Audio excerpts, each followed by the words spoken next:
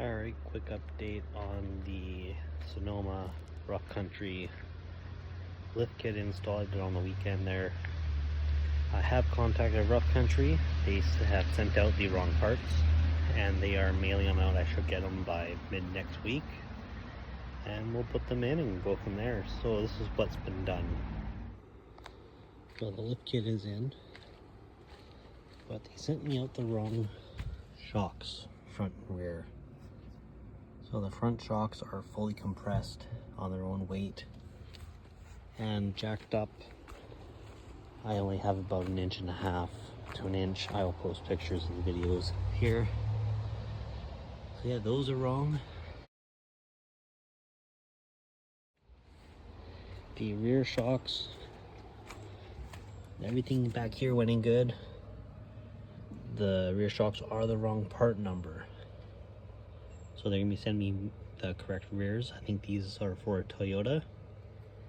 And the fronts, I believe, are out of the Avalanche.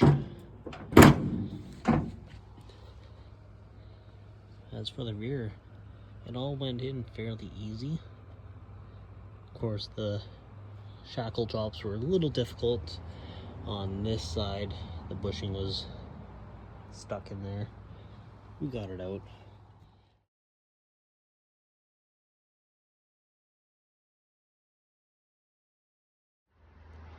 So other than the shocks being wrong, everything was good quality. Everything went in fine.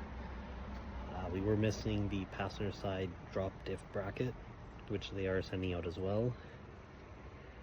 So far, I haven't driven the truck. I do not plan on driving it until I can get replacement shocks in it.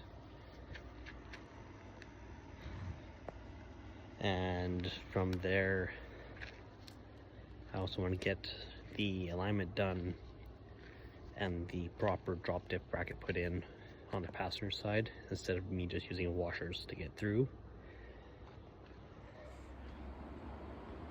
Sorry guys, I just keep looking over there at Axel. Axel Liddell. Hi buddy. But yeah, overall, customer service was great. They don't have any issues with them. They asked the order number and are sending out replacement parts for the lift to get it done. I'll get it put in hopefully this weekend or mid next week and book an alignment and we'll go from there. On a side note, I did not use the rough country torsion keys. They are exactly the same as OEM torsion keys and mine are not worn out. They've never been adjusted. I have no reason to pull them all out, which made for doing the lift kit a lot easier. All I had to do is work on the upper control arm, shocks, etc., instead of dropping the lower control arm as well.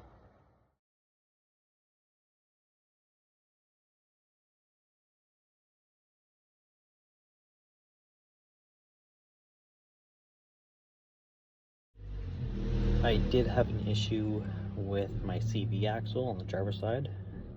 I did have to find a replacement for it. As you can see in the photos, it's in 2 pieces. I'm gonna keep it as a spare. It's better than nothing if it goes. I got one to get me out of the bush.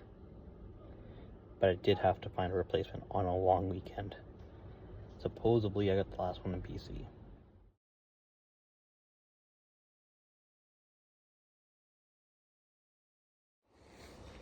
One thing rough country doesn't mention in their instruction manual is actually adjusting your track bar.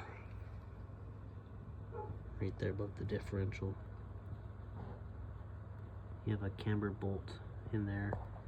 How you adjust it is you would jack the truck up, back off the bolt, and then let the truck sit back down on its own weight and tighten it back up again. And that will allow your rear end to stay in line.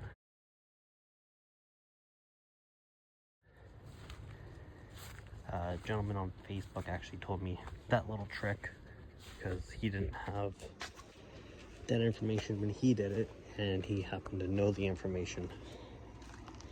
It's great people like that that make this community fun and reliable for a great source. Anyone else installing the lift kit has any questions, concerns, feel free to comment and I'll get a hold of you. And thanks for watching. Subscribe.